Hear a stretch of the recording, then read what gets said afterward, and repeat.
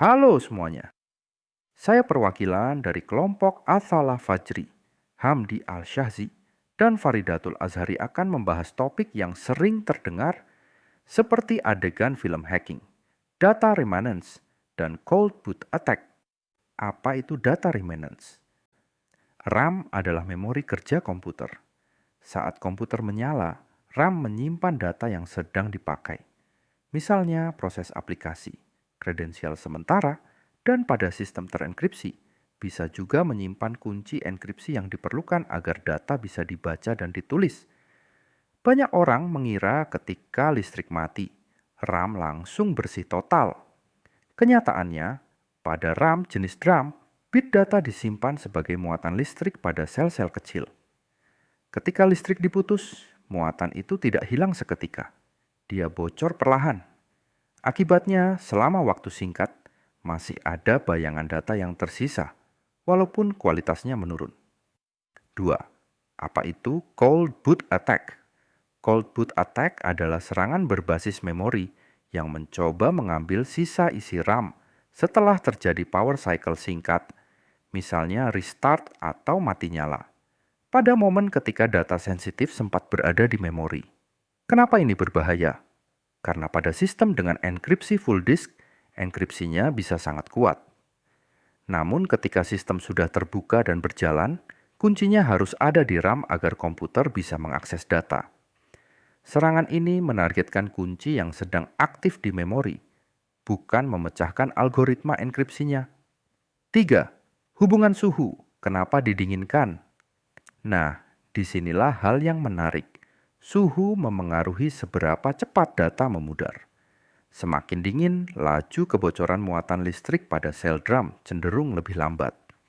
Artinya, bayangan data di RAM bisa bertahan lebih lama dibandingkan kondisi normal. Karena itu, pembahasan cold boot attack sering menyebut pendinginan, bukan karena dingin itu ajaib, tapi karena ada alasan fisika. Pendinginan memperlambat decay atau peluruhan data. 4. Demonstrasi. Mari kita simak video Abang Gondrong satu ini.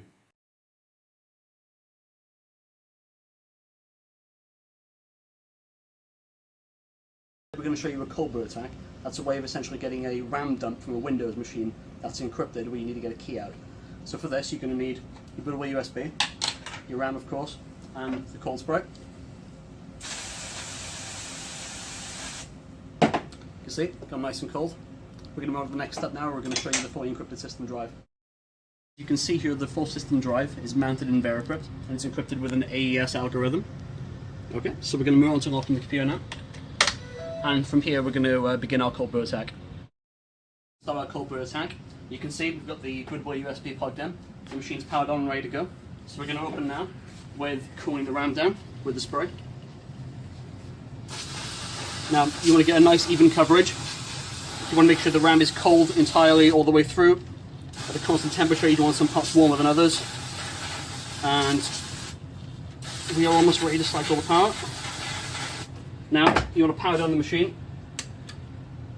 and power it back on. Keep applying your cold spray as needed. You want to keep it cold enough to get to the boot menu, where our bootable USB will start up. It's booting up right now. Give another spray.